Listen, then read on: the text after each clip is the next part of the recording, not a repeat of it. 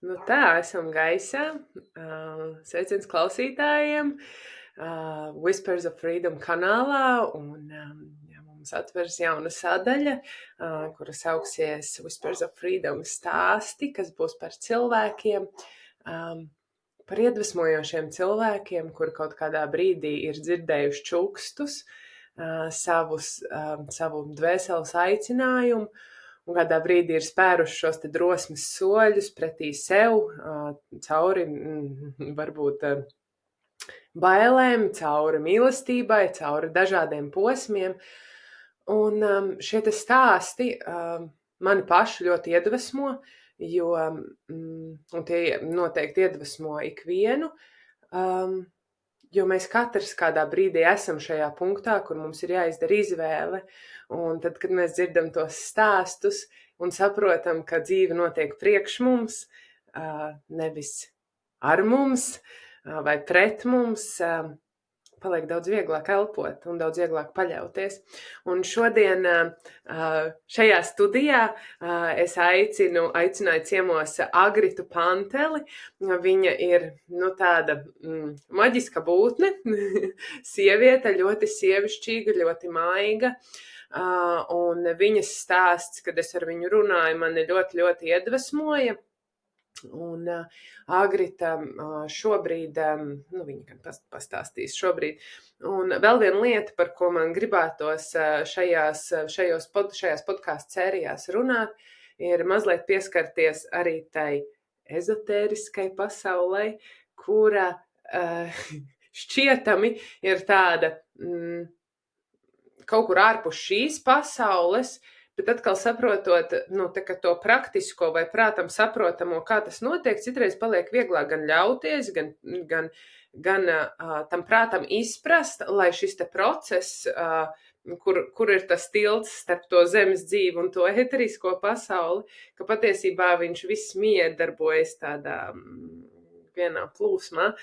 Un arī Agrita par to mums šodien pastāstīs. Bet Agrita, sveiciens tev, paldies, ka tu piekriti šeit būt. Varbūt iepazīstini pati ar sevi, kas tu esi, no kurienes? Jā, sveicināti visi pārējie, Sabīna, un paldies par uzaicinājumu. Tā, esmu Agrita Pantele, kā jau Sabīna teica. Tā noraksturot un sevi ielikt kaut kā ar nosaukumu, teiksim tā, esmu aromaterapijas speciālists, kas vairāk praktizējos psihoemocionālajā virzienā, un tā ir aroma diagnostika ar ēteriskām eļļām. Tas ir mans pamatinstruments, ar ko var noteikt cilvēka psihoemocionālo stāvokli šobrīd. Un, protams, mācoties šīs zinības visas, esmu tā teikt apaugusi labā veidā ar dažādiem citiem instrumentiem, kas ir arī tibetas trauki skanošie, ritmiskā ierīvēšana, masāžas veids, tas ir visas tādas papildu metodes, kā cilvēkam atgriezties tajā mierā, harmonijā, lai sadzirdētu sevi. Jo tas, ko es daru, ir, es palīdzu cilvēkiem viņu tādā izziņas procesā, meklējumos, arī garīgos meklējumos. Tur ir ļoti cieši saistība ar šo te psihoemocionālo stāvokli un arī fizisko ķermeni. Tā aptuveni varētu teikt. Izklausās tā kā ļoti krūti un nenormāli sarežģīti un vispār nesaprotam, bet mēs vēl līdz tam tiksim. Mēs vēl līdz tam tiksim, bet paldies par ievadu. Kurienes tu vispār esi? Šobrīd es dzīvoju Suntežos 4. gadu un darbojos es arī Rīgā. Iespējams, ka darbošos arī Suntežos, top tādas domas pie dabas tuvāk. Tā. Jā, bet pati vispār esmu no tālās Sēlijas, no Ilūkstes mazas pilsētiņas. Labi. Man tev jautājums. Tu stāstīji tādas lietas par psihoemocionālo stāvokli, un mēs arī ar tevi esam runājuši par dažādiem ķermeņiem, kas cilvēkam ir. Varbūt sākam no sākuma. Vai tu piedzimi ar šādu redzējumu, ka tu redzi kaut kādas tādas lietas vai spēj sajust? Jo skaidrs, ka šis darbs ar cilvēkiem, ko tu veic, tas nav tikai praktiski iemācīties, reku, te ir eļļiņa, te ir tas, šitas dara to, tas prasa sajust ar citu vietu, ar citu maņu, sajust cilvēkus, tiem palīdzēt. Vai tu teiktu, ka tu tā kā visu dzīvi esi zinājusi, ka šis ir tavs ceļš? Nu, jā, tā tad, principā ir tā, ka es piedzimu stot.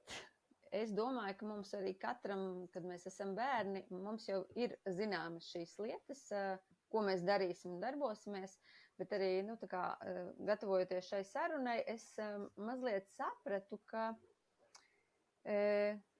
bija tā, ka bērnībā es jūtu, un es esmu emocionāls, sensitīvs cilvēks, tā kā empātisks, jūtu otru cilvēku, kā tu teici, ar citām maņām varbūt, ja, bet aizejot tajā pieauguša cilvēka dzīvē, izpildot tā teikt sabiedrības normas, zināmās, tās ir izglītība iegūta, ģimene, māja, mašīna un tā tālāk, ja, es biju pazaudējusi šīs sajūtas, šīs dotības, varētu teikt, šo jušanu.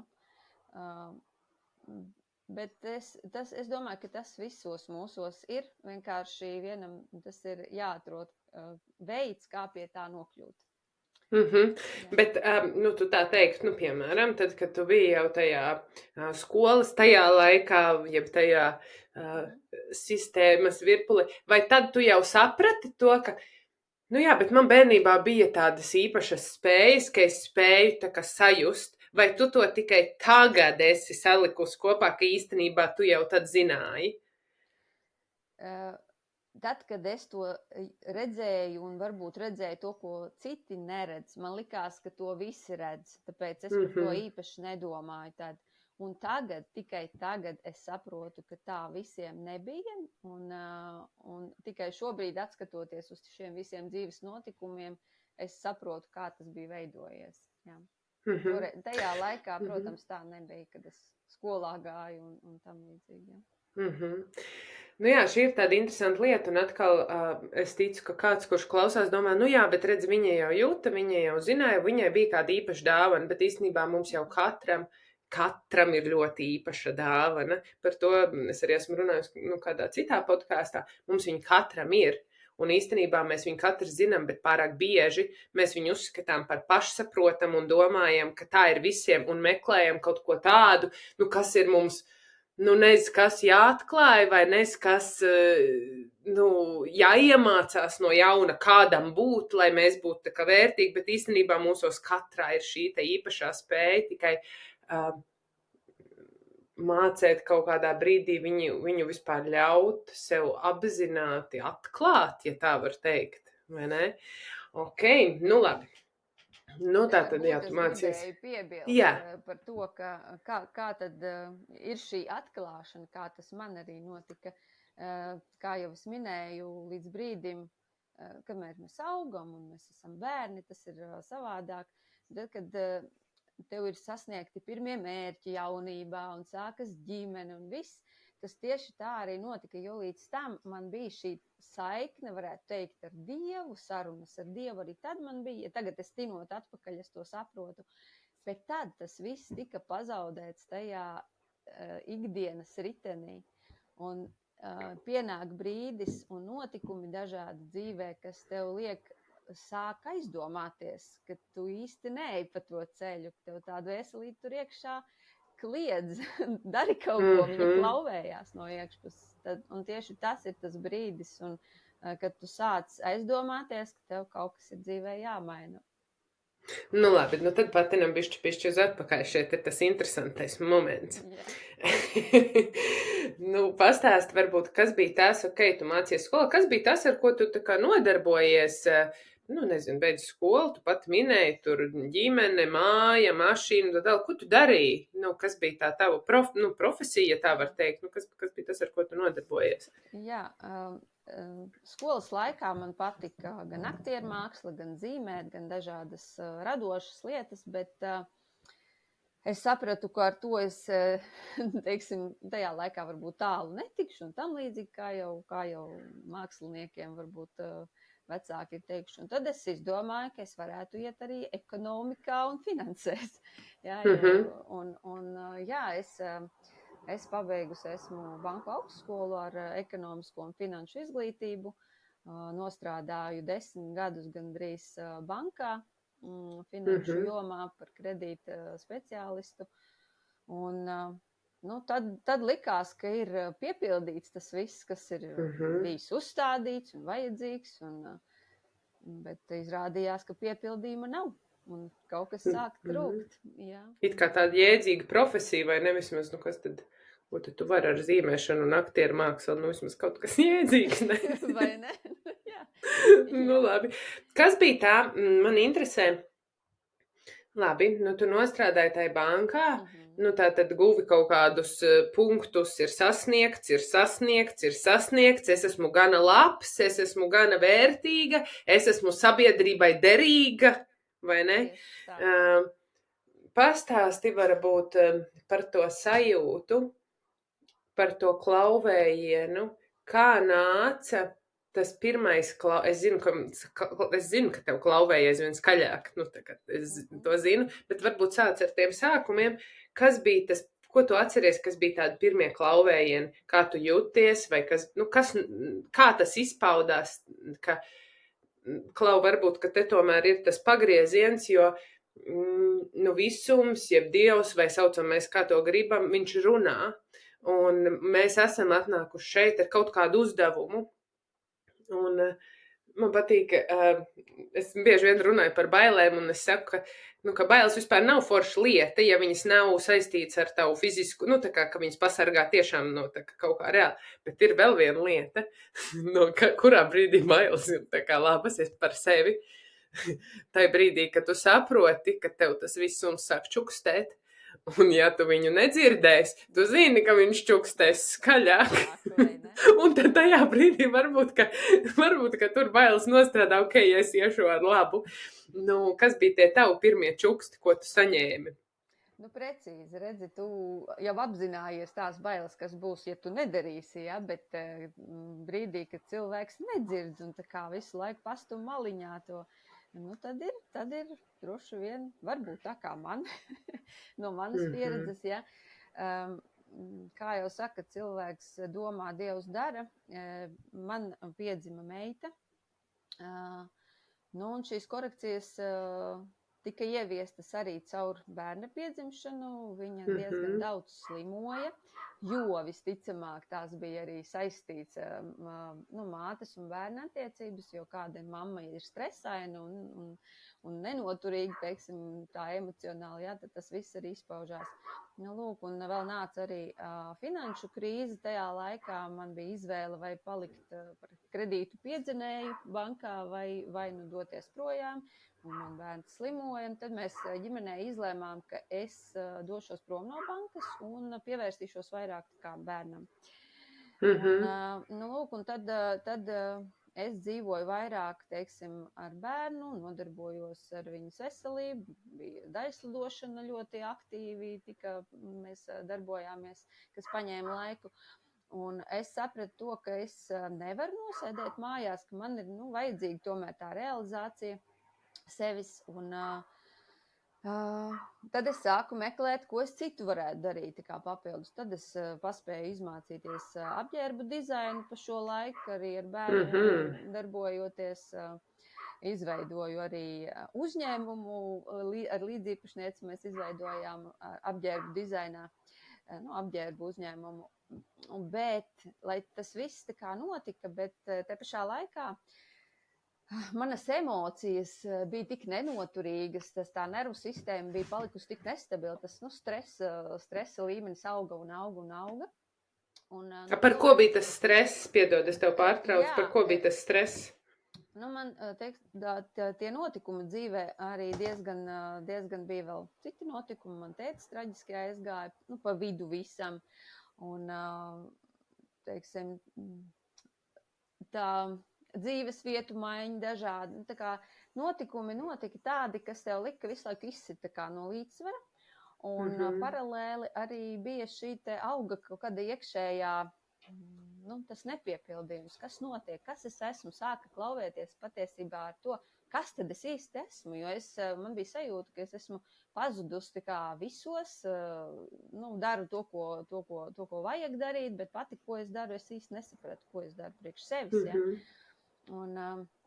Un tad tie notikumi tālāk risinājās tā, ka pieteicās otrs bērniņš, bet tas jau bija pagājuši, tie bija 10 gadi šādos. Pagaid, es tev bišķi piedod, jā.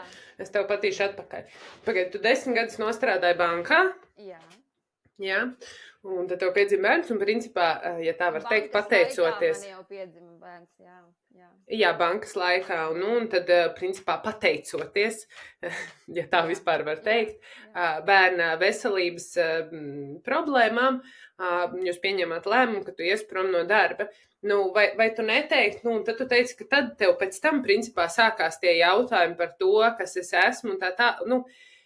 Un te es gribu tev jautāt, vai nebija tā, ka tev bija jāaiziet no tās bankas, lai tu piebremzētu tempu un vispār sāktu dzirdēt šos jautājumus. Jo citreiz mēs skrienam, un citreiz mēs pat apzināti skrienam, jo tad tu nedzirdi neko. Tu varbūt jūti, bet tu tā aizbēdzi. Tieši tā arī bija, jo bija tikai intensīvs darbs. Bērns vakarā pēc bērnu dārza, un tu skrieni, un tu vairs neredzi ne rītu, ne vakaru. Un, tas arī radīja šo te visu kopējo stresu, plus, protams, tā ir tie ģimenes apstākļi, kad jūs abi skrienat, tas bērns kaut kur pa vidu, ja, un acīm redzot tā iekšējā sajūta bija, tas ritenis ir izveidojis, un gribās tikt ārā no tā riteņa. Un tad arī nāk šīs domas, ko es daru nepareizi, kas ir tas, kāpēc nav tā harmonija sevi. Un tas mans vienīgais, teiksim, tā vēlme bija iegūt to mieru, bet to mieru tu jau nevari iegūt, kamēr tu īsti nesaproti, kas tu esi, ko tu dari, un tādā veidā. Jā, miers ir būt tā kā mierā ar sevi, harmonijā ar sevi, vai ne? Jā. Jo tajā laikā nebija šādas domas par, teiksim, kā šobrīd, kad laiks sev, kādas prakses un tam līdzīgi, tad tas nenotika, jā. Cik tas bija sen atpakaļ, šīs posms, kad tu aizgāji no tās bankas? No bankas es aizgāju, jau 16 gadi atpakaļ. Tas ir 2008. gada krīze tā bija. Tad tu aizgāji. Jā, bet tad vēl bija tas posms, kad likās visi kārtībā, es dzīvoju ar bērnu, uzlabojās veselība. Un tad, kad meita sāka iet 1. klasē, es aizgāju mācīties šo te dizainu un likās, ka šis būs mans tas ceļš, radošums, jo man patika gan šūt, es esmu pabeigusi arī apguvusi šūšanu un tāpēc es pievēršos tam dizainam, ka šis būs tas mans radošais ceļš, jo tie patiesībā sākās tie meklējumi sevis. Es aizgāju tajā radošumā, bet tie notikumi ar šo te uzņēmumu veidošanu, kur es it kā arī varēju piedalīties, jo es esmu finanses pabeigusi, man tā pieredze un tie projekti mēs rakstījām, līdz ar to man likās, ka es eju pareizi. Bet tur nostrādāja atkal cilvēciskās attiecības, jo kā es tagad saprotu, ka tev visa apkārtējā pasaule spoguļo to tavu iekšējo, ko tu neesi izdarījis, un tie notikumi bija tāpēc izveidoti tā, lai es beidzot sāktu mainīties. Šobrīd es to varu pateikt, jo... Vai tad arī tu to saprati? Nē, tad bija drausmīgi grūti, tad bija liels... tā bija krīze, principā, kā es teikšu, līdz tam laikam šie te skaistie vārdi, ka katra krīze ir izaugsme un iespējas, bet tad, kad notiek tā krīze, tad jau tu īsti nesaproti, kāpēc tā notiek. Un es tajā laikā tieši tāpat, es biju pazaudējusies. Jā, un vēl ir tas pagrieziena punkts, kā tu minēji. Redz, kamēr mēs pat nedzirdam šos te klauvējienus, nu tad ir nākamais solis. Nākamais solis ir veselība. Un te sasaucās šis te psihoemocionālais, kāpēc es vispār sāku tam pievērsties, tāpēc, ka izpausmes ķermenī tas jau ir pēdējais tā kā klauvējiens, fiziskais redzējums, ko tu dari nepareizi, tas izpaužās tev ķermenī. Jā. Labi. Nu jā, un tad, kad tā krīze notika, un šīs te visi emocionālie stāvokļi bija tādi graujoši, ilgstošāki, ja? Tad, kā es vienmēr saku, paldies manai ģimenes ārstei, kas nevis uzreiz dod antidepresantus, bet piedāvāja man uztaisīt aromu testu. Lūk, un tur arī sākās mans ceļš. Nu, labi, es vēl patīšu atpakaļ. Jā. Nu, tātad, jā, tu sāki darboties tajā šūšanas, kas tā kā tev it kā patika, bet kaut kas tur tomēr līdz galam nesagāja, kas tev atkal radīja stresu, un principā varētu teikt, ka tu nonāc tai pašā punktā, kur tā kā pirms iešanas prom no bankas. Jā, jo mēs bijām ar vēl vienu meiteni, ar ko mēs mācījāmies, līdzīpašnieces radījām šo te uzņēmumu, caur Eiropas atbalsta fondiem rakstījām projektu un veiksmīgi palaidām, pilotējām šo te savu prototipu, tur tā ideja bija lietus mēteļu transformējumi. Tāda ļoti interesanta ideja, kur es nolēmu, kas varētu atbalstīt un mēs varētu darboties. Un tad man piedzima dēls, pieteicās puika, un tas viss principā notika tādā ļoti lielā saspringumā līdz pat dzimšanai. Es gāju un darīju un skrēju un pazaudēju atkal. Es skrēju, darīju, un tad piedzima bērns, un tas viss atkal reizē notika, un tā tur arī pazūdi, jā, un savukārt tā otra līdzīpašniece, droši vien īsti nevarēja izprast, ko nozīmē darboties kopā ar bērnu, tad tur radās domstarpības un dažādas situācijas. Tas arī lika ieraudzīt, varbūt, ka es esmu pavisam patiesībā sevi pazaudējusi, ka man beidzot ir jāiztais no mugurkauls un jāapskatās uz pasauli savādāk. Tajā brīdī vēl pievienojās šīs te veselības problēmas, kas atņēma pavisam spēku. Tā ir anēmija, kas ir dzelzs trūkums organismā ļoti liels. Principā pagrieziena punkts bija veģetatīvā distonija. Kad organisms saka stop, tā tālāk vairs nevarēs. Tas bija tas izsaukuma zīme, kad es beidzot sapratu un pateicu sev, jā, tā vairs nevar. Cik mums ir liela tā izturība, kad mums klauvējas un skaļāk, un cik tu ilgi. Es turpināšu, jo principā tā situācija tev ar to banku un arī pēc tam jau ir ļoti līdzīgas, un tā jau citreiz ir, ka mums it kā nomainās personāži, nomainās vide, no algot darbinieku bankā par tik radošu, vai ne? Jā. Bet ja tas nav tavs, un ja tu atkal to dari tādā pašā veidā, tavā gadījumā tā skriešana, vai ne? Jā. Atkal tu esi emocijās, tu esi turpat, vai pat zemāk. Pat vēl zemāk, jā. Tā nervu sistēma bija pavisam, jau viņi nespēja vairs turēt. Labi, tev bija tā tad anēmija, veģetatīvā distonija, ko tu domāji, kas bija tas, ko tu gāji darīt? Es zinu, ka tu gāji pie ģimenes daktars, vai tas bija tas pirmais solis, vai kā tu redzēji tajā brīdī pasauli? Jā, varbūt šis jautājums. Kā tu redzēji pasauli tajā brīdī? Vai tu tā kā ticēji, ka tur viss būs labi, ka viss notiek priekš tevis, vai tu biji iekāpusi tajā, nevis upurība būt, nebūtu, droši vien, ka tas kaut kā tā ir. Jā, es tā maigāk gribēju to pateikt, bet tā ir tā sajūta, ka viss notiek pret mani. Jā, tieši tā. Tieši tā arī bija, jo ko es darīju, es jau, protams, sajūtu, ka tā nevar turpināt, arī tas ietekmēja ģimeni un viss pārējos. Es arī pie psihoterapeita gāju un meklēju situācijas, kā lai es to izmainu. Bet tas nestrādāja tā, kā gribētos. Un patiesībā es biju tās sajūtas, kur tu esi. Ja, tā ir, kā es to raksturoju, tā ir dziļa bedre.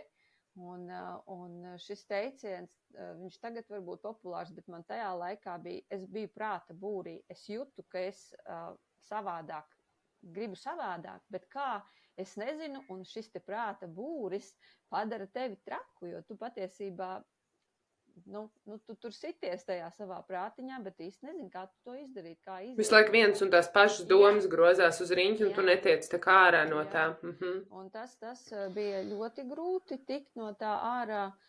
Paldies, teiksim, apkārtējiem radiniekiem un tuviniekiem, ja pamana cilvēki nevis vēl, teiksim, tevi nokaunina par to, ka tu nevari, saņemies un tam līdzīgi, jā, bet mana māsa bija arī, kas pamanīja un ieteica aiziet arī pie imunologa. Tas ir tādi, tajā brīdī tu nevari domāt par tām dvēseliskām lietām, tad ir tā krīzes brīdis, tomēr ir jāsavāc sevi tīri fiziski, aizējot uz medicīnas pusi, jā, jo aromaterapija jau arī ir medicīna, tikai dabīgā medicīna. Kas ir, jā. Protams, mūsdienu medicīna arī ir nepieciešama, lai konstatētu kaut kādas lietas. Un tur tad arī, veicot izmeklējumus, mēs nonācām pie tā, kas ir par iemeslu, kā atklājām to anēmiju, iemeslu atradām un es teikšu ļoti ātri arī viņu sakārtojām, jo dzelzs preparāti sistēmas diezgan ātri to sakārtoja. Un tad jau, jā, un kas ir svarīgi pieminēt, tā kā mana meita bieži slimoja, es jau tajā laikā sastapos ar to, ka es gribu palīdzēt bērnam dabīgā veidā. Un es sapratu, ka ķīmiskās zāles, sintētiskās, es nelīdz tā, kā es nokļuvu homeopātijā. Un tur jau bija tas dabīgais veids, kas man pēc tam tagad apstiprinājās arī tālāk manā visā kopējā redzējumā, jau viņš pa pilītei jau nāca līdzi. Ja? Un tad, kad man bija slikti, es arī sapratu, ka es sev gribu palīdzēt dabīgā veidā, nevis ar antidepresantiem. Protams, akūtā situācijā vajag to izdarīt, ja vajag, bet tādā ilgstošā periodā es sapratu, ka man vajadzīgs dabīgs līdzeklis, kā sevi turēt mierā, harmonijā, jo, lai es dzirdu sevi un varu saprast, ko tad es īsti no šīs pasaules gribu un ko viņa man piedāvā. Jā, jo mērķis jau nav nomākt simptomu, jo īstenībā, ja mēs runājam par jebkuru veselības, par jebkuru, protams, ir brīži, kad tev ir jānomāc simptoms, jo ir jānodzēš ugunsgrēks, jo vienkārši tev tas ir jāizdara, bet kopumā, tas, kad tavas emocijas bļauj, vai ne? Un tad tas arī ir simptoms, piekrīt, tas ir simptoms tam, ka kaut kas nav kārtībā, un tad mēs viņu mēģinām nomaskēt ar visu kaut ko, ar savu skrējienu, ar aizņemtību, ar visu iespējamo, un tad nākošais ir tā veselība, vai ne? Un arī veselība, ja mēs viņu nomācam ar medikamentiem, kur ir vienkārši novāc simptomus. Jā. Es vienmēr man ir salīdzinājums par ibumetīnu un galvas sāpēm, ja tev visu laiku sāp galva. Un tā jau ir. Es zinu, ka tad, kad mēs runājam divatā, par ko vispār ir anēmija, es arī tam ticu, ka katra slimība ir vēstījums mums pašiem, lai mēs atpazītu, par ko ir stāsts, lai mēs vieglāk, jo viss jau notiek priekš mums. Par ko ir anēmija? Tīri tādā no tā enerģētiskā es neesmu tā, teiksim, meklējusi atbildes, bet šobrīd man tā atbilde nāk, ka patiesībā anēmija ir par to, ka tev zūd pilnībā spēks, kā arī bija ar mani. Tu nevari tu sakopo pēdējos spēkus, lai pieceltos no gultas, lai vispār paēstu, jo tev ir pilnīgs bezspēks. Un vēl kas ir, sāk sabrukt visas pārējās sistēmas organismā. Nervu sistēma, kas arī liecināja šies emocionālās šūpoles, kas saucās, ka tu visu laiku dzīvo tajos emocionālajos stāvokļos, smagajos, ir miega traucējumi ļoti smagā formā, es nevarēju gulēt vairāk ilgstoši. Lai gan arī miegs tev nāk, nu tad iedomājies, kā smadzenes tev var strādāt, īsti nevar normāli funkcionēt, jo nav miegs izgulējies un hormonālā sistēma. Būtībā visas sistēmas, gremošanas sistēma, jo ir pilnīgs hauss organismā. Jā, bet kas ir tas, ko no tāds, kas viņas skaitās no somatikas, laikam tā viņas sauc, kas ir tas, ko tas vēsta, ko šī diagnoze vēsta? No somatikas es tā īsti neesmu, kā jau minēju, meklējis, bet šobrīd, kas nāk, ka tas ir, tevi noliek patiesībā tajā bezspēkā, lai tu neskrietu, tev apstādina dzīvi, plus tev parāda, kādā disharmonijā pilnīgi viss tu esi, un līdz ar to tu esi spiests piebremzēt, teikšu tā, piebremzēt, jo tu vairs nevari paiet īsti. Un sākt uzdot īstos jautājumus. Nu, redz, tu teici, nenormāls nogurums, lai tas prāts apstātos, un tev vairs tā kā nav opcija. Man liekas, vienmēr... Tīri fiziski nevarētu vairs. Jā, tu nevari. Jā, tu vienkārši nevari. Jo tev nav spēka. Jā, man bija nesen, kādu laiku atpakaļ es runāju arī ar vienu sievieti, cerams, ka viņu arī kaut kad mēs viņu šeit satiksim, un tad viņa arī stāstīja, ka viņai bija nopietna slimība, diagnoze, kas arī viņu principā atsēdināja gultā, un viņai viss bija jāmācās no jauna.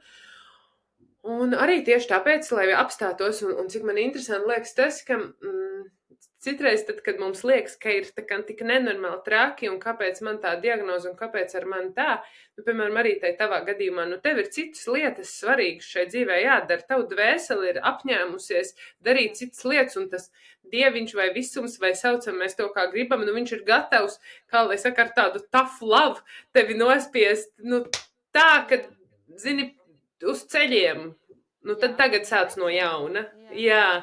Un tas no vienas puses liekas tagad tik traki to teikt, bet tas ir tā kā arī tik skaisti, bet to skaistumu var ieraudzīt tikai pēc tam jau, kad tu esi. Tikai tad, kad tu esi ārā. Tad taču tas neliekās skaisti. Labi. Tu teici, tev ģimenes daktara minēja par aromatestu, ja? Jā. Kas tur notika? Tur notika, tas nozīmē, tajā laikā tās bija ap 90 eļļām, šobrīd tās ir ap 100 eļļām jau pievienojušās.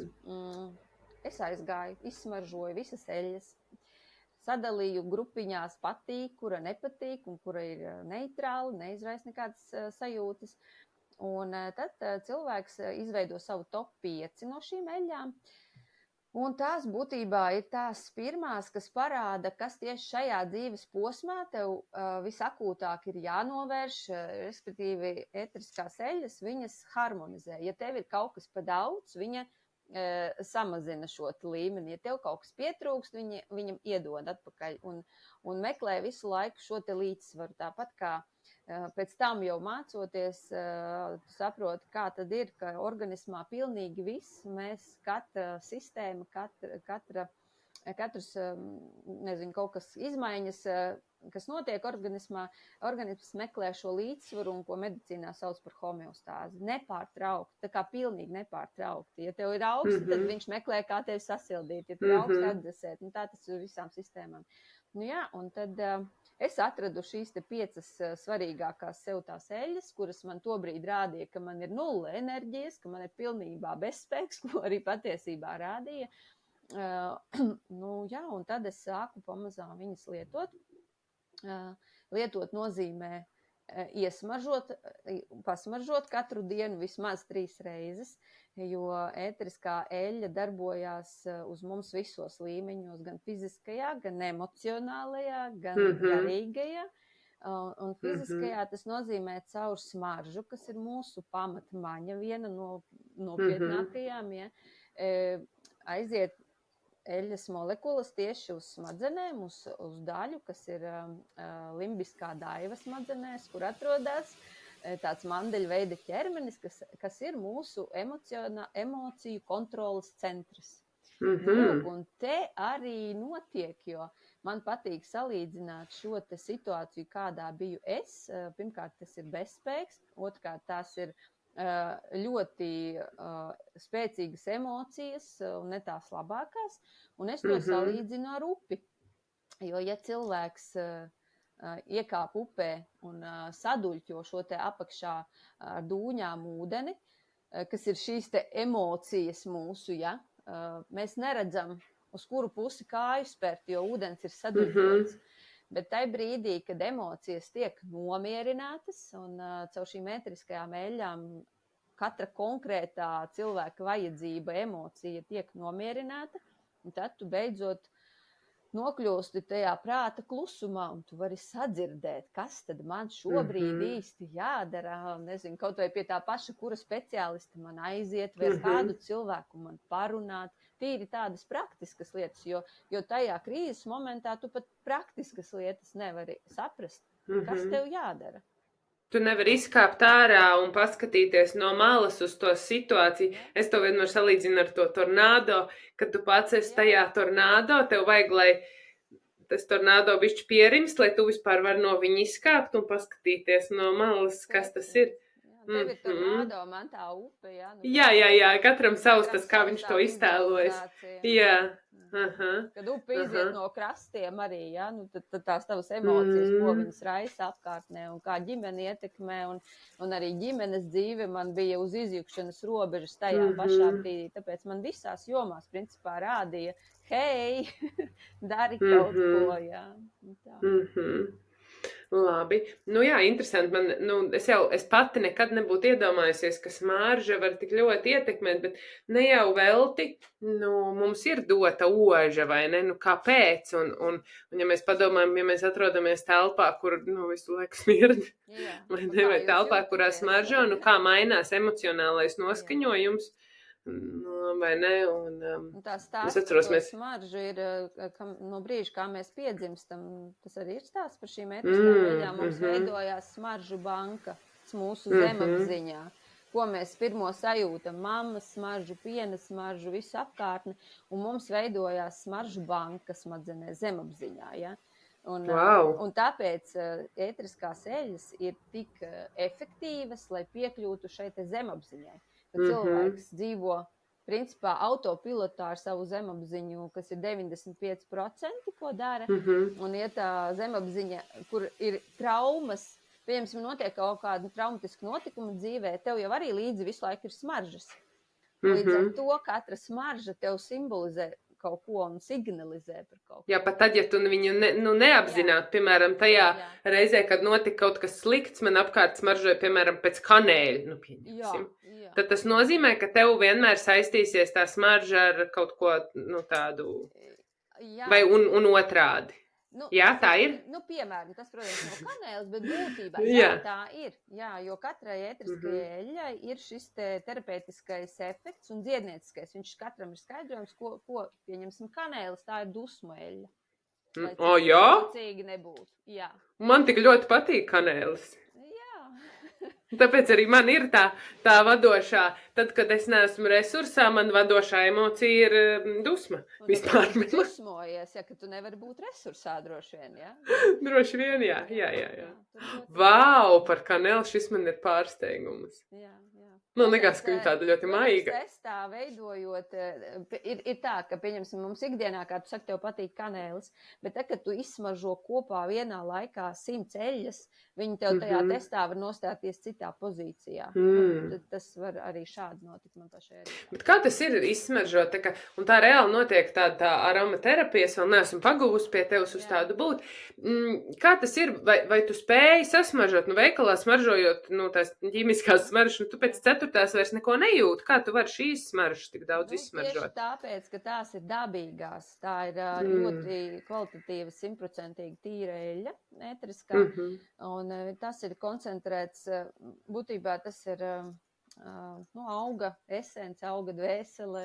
To vēl sauc bieži vien par auga hormonu, jo augs izdala ētrisko eļļu ļoti mazās devās, un tās ir tās, kas viņu aizsargā pret apkārtējo vidi, pret nelabvēlīgiem apstākļiem, pret dziedē. Un tieši tāpat viņas iedarbojās uz cilvēku, jo mums jau arī hormoni ir tik ļoti niecīga daļa no mums, ja tā ņem proporcionāli, ja? Bet hormoni ir pilnībā ietekmē visu mūsu organisma sistēmas. Ja? Un te ir tieši tas pats. Un Un jā, ēteriskā eļļa, tas jautājums bija,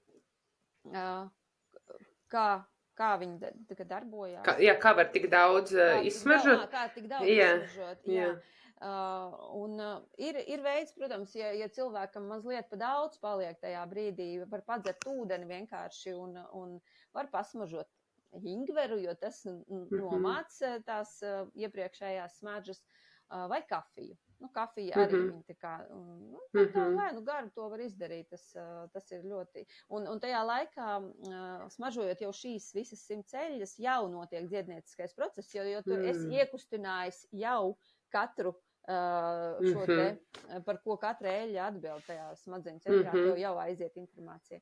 Un ir arī eļļas, kuram, piemēram, cilvēkam nav smaržu bankā failiņa par šādu. Viņš smaržo un prasa, vai tajā pudelītē kaut kas tiešām ir. Saku, tiešām? Jā, tā ir. Bet man liekas, ka viņam nav vienkārši šādas informācijas. Toreiz, kad man ar tevi bija pieredze ar šīm te eļļām, man neviena nelikās, ka es esmu viņas jebkādu vispār jūtus, bet acīm redzot jau kaut kur jūtu, jā. Un var arī būt tā, ka cilvēks vai nejūt, vai viņa vienkārši ir neitrāla. Un tas ir atkal cits skaidrojums. Ja patīk eļļa no visas 100 klāsti, tad, vai arī jebkura, tad cilvēks ir gatavs strādāt ar šo principā, tas ir augstākās dzīves princips, ko mums katra eļļa vēsta. Un to var nosaukt, ka ētriskās eļļas mums pieliek kā spoguli pie deguna mūsu apziņai.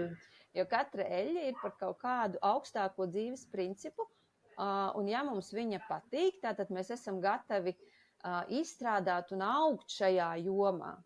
Pieņemsim rozes ētriskā eļļa, vienam viņa smirdēs, citam viņa smaržos. Un roze ir par mīlestību, par saticību, par atvērtu sirdi. Un tas nozīmē, ja cilvēkam šī eļļa ir nepatīkama, viņam noteikti ir cieta sirds aizbloķēta. Ja? Un pārējās eļļas var parādīt varbūt tās traumējošās notikumus, kāpēc tas cilvēks ir nocietinājies. Tur tāds stāsts veidojās kopā. Jā. Un tās eļļas, kuras nepatīk cilvēkam, ar tām cilvēks vēl nav gatavs izstrādāt šos te augstāko to apziņas līmeni, ko šī eļļa rāda. Vienkārši vēl nav pienācis laiks, jo ar tām lietām arī ir tā, es zinu, ka man pašai ir bijušas situācijas, kad ir kaut kāda lieta, tā kā es zinu, ka tas būs jādara, bet es skaidri saprotu, ka vēl nav pienācis laiks, un citreiz izraut par ātru un darīt tā kā ar tādu piespiešanos var izdarīt vēl lielāku ļaunumu nekā labumu, un tad jānogatavojas un tad, vai ne? Tā kā citreiz arī tā ir, tad, es domāju arī par citiem, ka citreiz ir brīdis, kad ir jāņem sev rokās un jādara, bet ir citreiz, kad vajag mierīgi ļaut sev samīļot vispirms, un un tad pēc tam, un tad iet tālāk uz nākošo to soli. Ok, labi, bet pastāst man tagad, mēs tikām līdz tam, ka tev tā ģimenes daktere pateica par to, tad tu aizgāji uz to aromatestu, un tad tu sāki darboties, tu saprati, sajūti, ka tas ir tavs, un tu jau sāki ar to, ka tu sāki sev palīdzēt. Es zinu, ka tu man minēji tādus teikums, ka tās eļļas tev izcēla no tā, es gan tev uzreiz pretī teicu, kā tas ir, es tā kā neticu tām brīnum lietām, kas tev, tagad es pasmaržoju eļļu vai iedzēru to, un mana dzīve sakārtojās. Tādi šortkati nav, tagad mēs jau par to runājām, vai ne? Ka eļļa ir tā, kas ir atbalstā tam, un tā kā tu stāstīji par to upi. Kas notika pēc tam? Tu sāki tās eļļas, tā kā izmantot tās pirmās eļļas tai savā ikdienā, kas tev mainījās? Tātad izcelt, principā, es pastāstīšu, izcelt nozīmē, es izcēlu sevi, tas arī bija šis stāsts. Pirmkārt, es iemācījos, sākumā es vienkārši ņēmu to pudelīti un automātiski darīju, smaržoju, ja. Un tad, lai kā būtu, man pirmā eļļa bija kanēlis.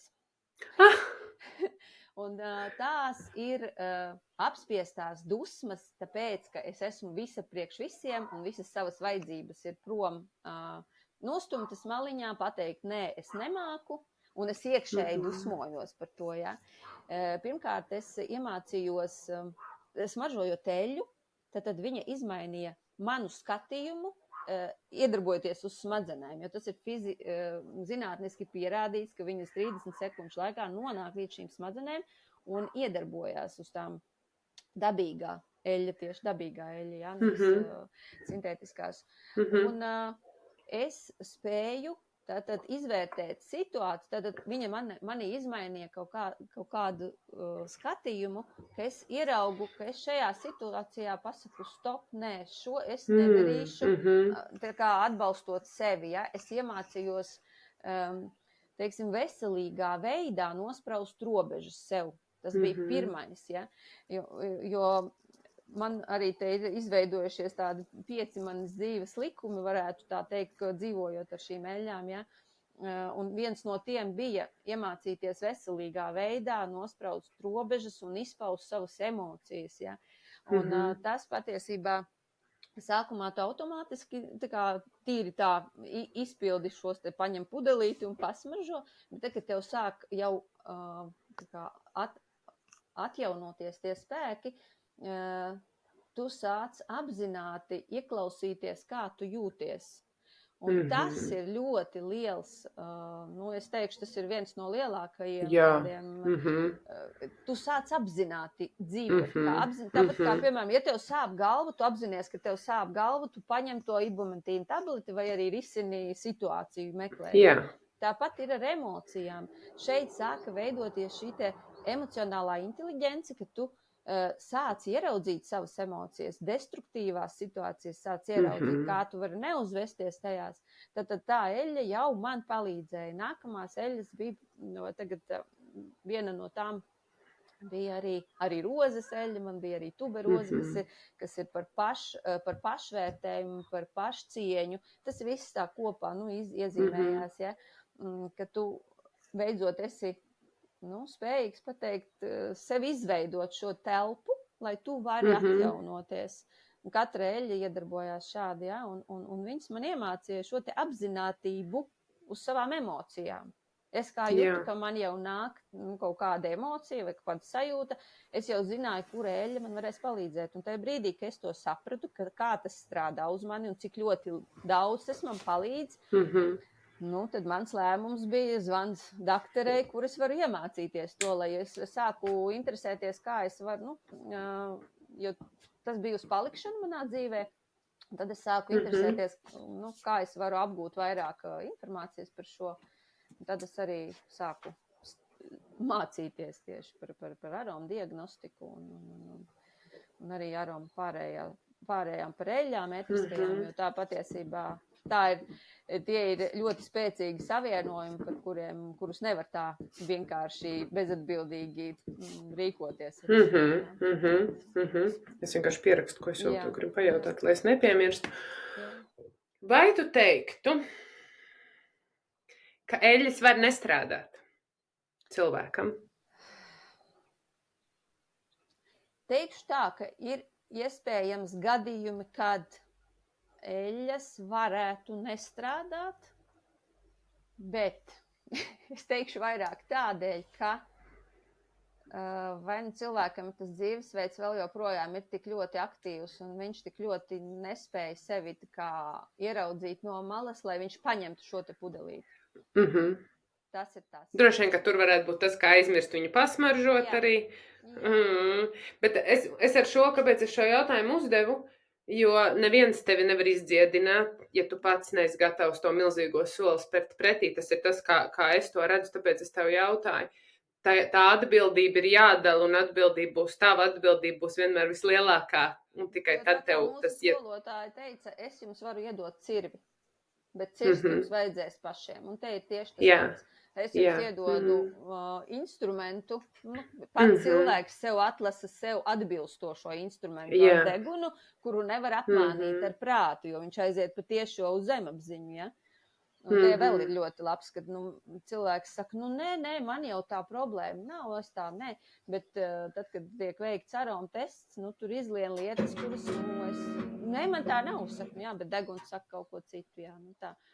Jo citreiz mēs jau pat neapzināmies. Jā. Man liekas tā man ir jāatrisina tas, ka man vajag citu darbu. Kas ir tas, kas man jādara? Tev izlec ārā, piemēram, par savu sirds telpas atvēršanu. Kāds sakars man ar sirdi ar to, ka man jāmaina savu karjeru? Pagaidi, lai tu to izdarītu. Un tas ir īstenībā, man liekas, ka šis tai procesā ir tāds viss, kas nav patīkamākais, jo tu bieži vien gribi aizlikt no 1. uz 10. klases, bet tev ir jāiziet šim cauri. Mēs nonākam pie viena ļoti svarīga punkta, ka patiesībā ēteriskās eļļas ir kā tāds tilts starp fizisko un garīgo pasauli, jo viņas ved pa to sirds ceļu. Jo kā ir šīs metodas aizsācējs Tomas von Rotenburgs, kas arī vācu dziednieks ar šīm ēteriskām eļļām strādā ļoti dziļi, jo katra eļļa nes šo augstākās apziņas to principu, ja? Un tad mēs apējot prātu, jo prāts jau var izdomāt savas lietas, kā tu saki, es tagad gribu uzreiz 10. klasē, ja? Bet kamēr tu neesi izrisinājis kaut kādas iekšā lietas, kas tev kavē, ja? Tu nevari tikt, un eļļa tev parāda tieši, piekļūstot zemapziņai, viņa tieši izceļ zemapziņā noslēptās lietas, ja? Un tas ir tas moments. Jo ēteriskā eļļa pats šķidrums, tā kā varētu teikt, ka tas ir tā kā mums ķermenis, un tā smarža ir tā aura, un te sasaistās tas tālāk ezotēriskais mūsu fiziskais ķermenis, ēteriskais un emocionālais. Tas ir nākamais topiks, varētu teikt. Jā, mēs pamazām sāksim nopaļoties, bet tas, kas man liekas ļoti skaists tajā tavā stāstā, ir tas, ka kamēr mēs skrienam, lai mēs būtu citam labs, piederīgs, derīgs, gana labs, un meklējam to, kā mēs ar sevi varam dot pienesumu pasaulei, tikmēr ir grāvis, tikmēr ir atdūriens pret sienu.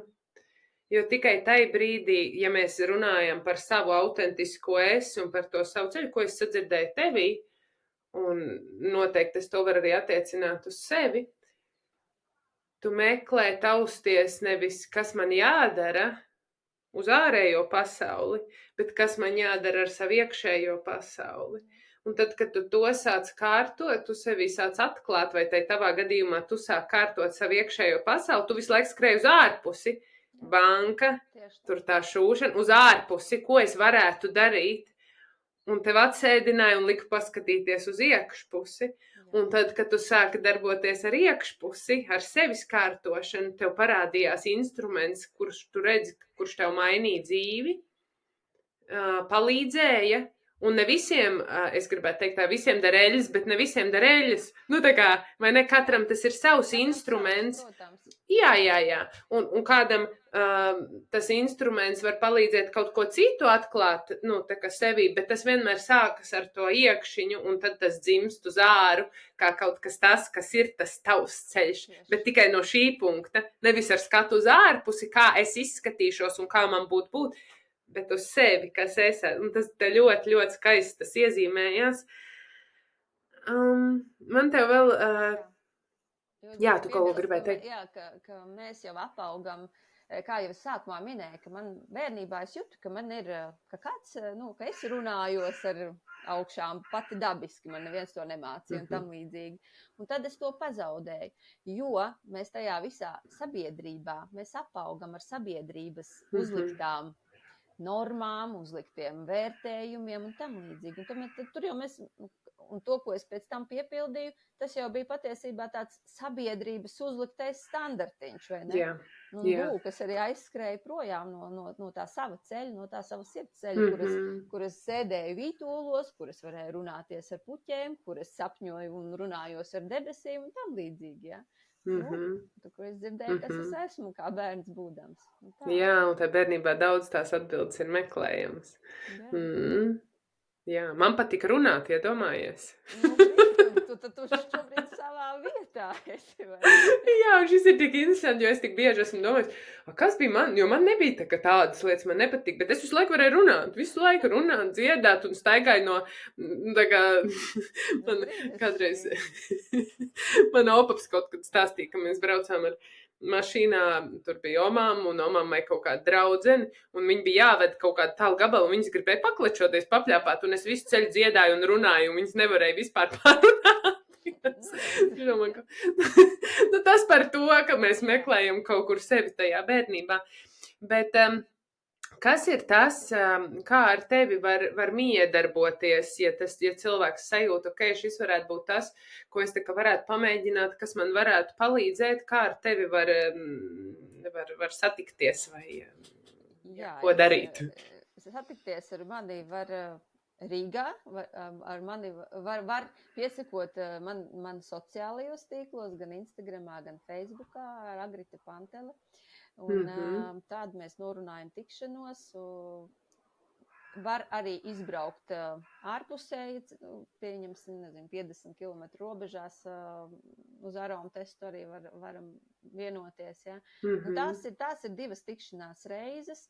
Mēs tiekamies pirmajā reizē, kad cilvēks izsmaržo šīs visas eļļas, atlasa, kuras patīk, nepatīk, nu to, kā saka. Un es visu pierakstu savā strukturizētā formā, lai es pēc tam varu iztulkot un to lielo kopējo redzējumu izstāstīt, kā tas redzās, ko viņas vēsta. Un tad mēs tiekamies otro reizi, tā ir vai nedēļa vai 2, kā mēs vienojamies, kur es jau izstāstīšu, ko katra eļļa vēsta, ar ko cilvēks ir gatavs šobrīd strādāt un izcelt ārā no zemapziņas un izsmaržot un tādā veidā izstrādāt to eļļu. Tas nozīmē izstrādāt eļļu, tas nozīmē, ka tā eļļa tu smaržo, līdz viņa vienā brīdī paliek tev neitrāli, vairs īpaši neraisa nekādas sajūtas, vai arī pa pudelīti, piemēram, pazūd, arī tā var gadīties, jo eļļa ir izstrādāta, ja? Un tad ir nākamā eļļa. Jā. Un tad cilvēka uzdevums ir vērot, kā viņš jūtās, kas mainās, kā viņš sāk redzēt pasauli, jo viņš var ieraudzīt situāciju no citas puses kādu, piemēram, ja? Lūk. Un tad jau tālāk atkarīgs no cilvēka sazinās ar mani, nākamās reizes, nākamās eļļas, un tāds process notiek. Plus papildus, ja var tikties arī Rīgā ar Tibetas skanošajiem traukiem strādā, kā jau minēju, tie arī palīdz kārtot šos te visus emocionālos, un ne tikai emocionālos, tur ļoti daudz šo īpašību, ko viņš kārto ķermenī un emocionāli. Un enerģētiski, tā kā tāds atbalsta instruments arī to var darīt. Nu, lūk, un esmu arī atklāta skaņu meditācijas veikt ar šiem pašiem skaņu Tibetas skanošajiem traukiem, klāt pievienojot ētriskās eļļas. Tad tas strādās vēl tā kompleksi un apvienojot vēl pamatīgāk. Jā, un Tibetas trauki ir, ja tā individuāli, tad tie ir ķermeņa masāža. Tas nozīmē, ka tu liec traukus uz ķermeņa un ar šo vibrāciju tad tā skaņa vibrē katrā šūnā smalkā līmenī. Ai, cik skaisti. Nu jā, vispār mums arī plānojas kopīgs pasākums, 2 gabali. Viens ir 21. septembrī Talsos, kur mēs runāsim par tēmu piedošana, kas ir par piedošanu sev vai piedošanu kādam, kur mēs runāsim, kur es vairāk runāšu. Man tā runāšana. Tā kā tā... Nu jā, man tādā formātā tam prātam saprotami sastrukturizēt vispār, kas ir kas un no kurienes, kāpēc tā ir un tā tālāk. Nu, un tad Agrita būs tā, kas palīdzēs iet dziļumā šajā dziedinājumā, ieraudzīt, izcelt ārā, dziedināt ar eļļām un ar Tibetas skanošajiem traukiem. Esmu pati piedalījusies tādā, es zinu, cik skaisti un fantastiski tas ir. Tā kā jā, tas būs 21. septembrī Talsos, un Rīgā mums ir tēma 4. oktobrī ļoti līdzīga tikšanās, bet tēma ir par bailēm, kur tās veido mūsu būri, kur tās ir vajadzīgas, kurš brīdis ir tas, ka tu ļaujies bailēm un kā viņas atpazīt, vispār kas tur vispār apakšā slēpjas un kurā brīdī ir jāsaņem drosme, un arī ar Agrita ar attiecīgajām eļļām un ar Tibetas skanošajiem traukiem mēs iesim dziļumā un celsim ārā un dziedināsim un iesim jau atkal soli un soli, tā kā tuvāk sev, lai atkal sevi atklātu no jauna. Tā kā arī tāda mums būs tikšanās. Man tev vēl ir pēdējais jautājums. Nu tas, tā viena lieta, es domāju, ka nu jau šodien tu esi tā kā sapratusi, kāpēc tās situācijas notika visas, kuras notika, kāpēc tas ir viss bijis priekš tevis, nevis pret tevi. Jā. Bet jautājums, ko tu ieteiktu, kas ir tās tavas mācības galvenās, varbūt es nezinu, cik tev nāk, 2, 3, 5, ko tu ieteiktu cilvēkam, kurš šobrīd ir tajā punktā, kad ir tā baile, bet kad jūt, ka kaut kas ir jāmaina un nezinu, pie kā pieķerties, kas ir tas, kas būtu tas, ko tu varētu ieteikt šodien, ko tu būtu gribējusi, lai tev pasaka tajā punktā? Jā, varbūt, ja tā iet runa par kāds no malas, kas varētu pateikt, kā jau es minēju, protams, tie ir apkārtējie cilvēki, kas tuvākie, es domāju, ja pamana. Jā, bet tos tu īsti nevar ietekmēt līdz ar to. Tas pirmais solis patiesībā, lai cik tas jocīgi neskanētu, bet tā ir saruna ar Dievu. Iekšā, principā tu runā ar sevi un runā ar Dievu. Un ja tu jūti tajā brīdī, kad ir kaut kas jāmaina, tu nezini kā, tad sāc uzdot sev jautājumus, kā, un lūdz palīdzību, lai iekšēji, lai tev sūta šo, nezinu, zīmi, informāciju, cilvēku vai jebko. Un tā ir tāda tiešām patiesa sirds saruna ar sevi. Kad es gribu mainīt kaut ko, lūdzu palīdzību, un tā nav tāda, nezinu, varbūt kādam šķitīs kāda pazemošanās, kā es te tagad lūkšu palīdzību, jā, bet tā ir tāda cieņpilna pazemība, jo ja tu cilvēks esi sapinies un neredzi vairs to ceļu, tad mēs vienmēr varam lūgt, un mums tiks atbildēts, jā, vienkārši nākamais tad solīts, ja tu esi palūdzis un aprunājies, tad tu vēro, kas notiek. Vēro un ieraugi, un visticamāk to arī ieraudzīs, un tev atnāks tavs īstais instruments un tavs ceļš, kā tu vari sev palīdzēt, sākt kustēties vismaz tajā virzienā, jā. Tas ir tas, jo, bet, protams, tuvinieku atbalsts un tāds iedrošinājums, nevis, kauninājums, tas ir arī brīnišķīgi, ja ir tādi apkārt cilvēki. Tas ir pirmais, bet tā apziņa un pirmais lēmums, ka jā, es gribu kaut ko mainīt un nebaidīties tajā brīdī grūti pateikt, ko tur jau ir tas maģiskais tā teikt, kas pieņemsim manā gadījumā tik ļoti nostrādāja. Es biju gatava mēģināt jebko, es pamēģināju tās, eļļas pieņemsim, ja, un tāpēc arī kā es dažreiz saku, eļļas ir tāds mazliet sliņķu instruments, tāpēc, ka, negluži tā burvi tabletīte, bet tu uzticies, ka tas deguns tev parādīs to, un tad tu paņem to eļļiņu vienkārši, un viņš jau sāk strādāt, ja. Citam varbūt tās būs pastaigas kaut kur pie dabas vai pie zemes tuvāk, kas man starp citu ļoti, ļoti palīdzēja, kad man bija ļoti smagi brīži.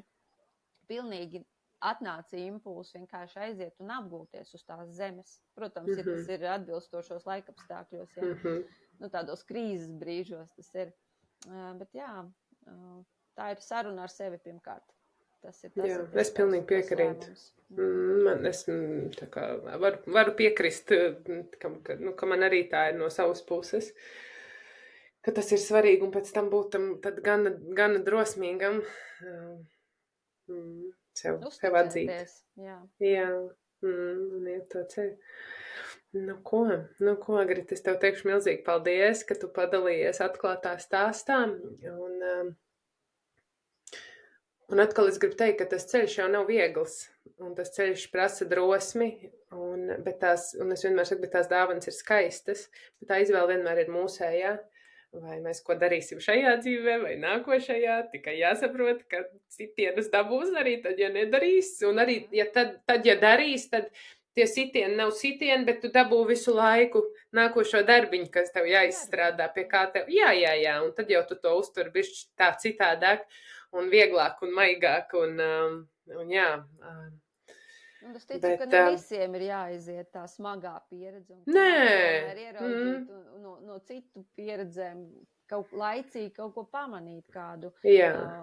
Nav jāklavējās līdz tam pēdējiem, kad tevi noliek. Tāpēc mēs te runājam par to, lai cilvēks nejūtās viens pats, ka viņam tā ir, un saprast to, ka tas notiek priekš viņa, lai viņš ātrāk sadzirdētu un ātrāk iet, jo, lai kā būtu, tā ir tā mīlestība. Tas ir tas veids, kā Dievs runā. Tieši tā. Kā Dievs uzrunā un modina jautājums, vai mēs sadzirdam. Un runājot par tiem šortkatiem, ko tu teici par tiem sliņķiem, man liekas interesanti. Man kādreiz likās, ka man viss ir jāizdara pašai, un man tiešām šitas liktos sliņķu instruments. Bet mēs jau esam daļa no dabas, un daba ir dieviņš un tā tālāk, vai ne? Jā. Visi ir ieinteresēti tajā, lai tev izdotos. Kāpēc, lai tu cīnītos viens pats, ja tev ir pieejams atbalsts, un tad meklēt to sava veida atbalstu, kas kuram rezonē un ir tas viņa. Mums katram ir tas savs uzdevums, jo es jau tu saki, ka tev bija jāizdara, tu uzskati, ka tev pašai viss ir jāizdara. Es savukārt jau kopš sevi atceros, man tas brīdis līdz nonākšanai, līdz šai sarunai iekšējai ar augstāko, ja, man viņš nebija garš. Es ļoti bieži, es vairs nevaru pati izdomāt, lūdzu man palīdziet, ja, lūk, katram ir šis posms, bet tas nozīmē, mēs katrs esam tik atšķirīgi, tie pašā laikā mums uz katru augstākajā plānā ir cits uzdevums, kas jāizrisina, un tāpēc arī ir, tev vajadzēja kaut kādu ceļu posmu noiet, saprast, ka tu vari arī ne pati visu risināt, ja? Man savukārt vajadzēja kaut kādu ceļu posmu, lai es jau noticētu, ka es pati varu izdarīt, ja? Jā, pilnīgi pretēji, vai ne? Vienkārši tā mums strādās, jo es visas mācības, kuras arī daudzas citas meklēju, un kā man visur norādīja, tici sev, ja? Jā, noticēt sev, ka tu vari to izdarīt. Jā, paldies. Paldies tev, Agrita, par tavu atvēlēto laiku, un mēs jau tiksimies pavisam drīz arī dzīvajā, un arī klausītājiem paldies, ka pieslēdzāties, un ceru, ka bija kādas lietas, ko paņemt, ko paņemt sev, un tiksimies jau nākošajās epizodēs. Paldies tev, Agrita, un atā uz tikšanos. Atā.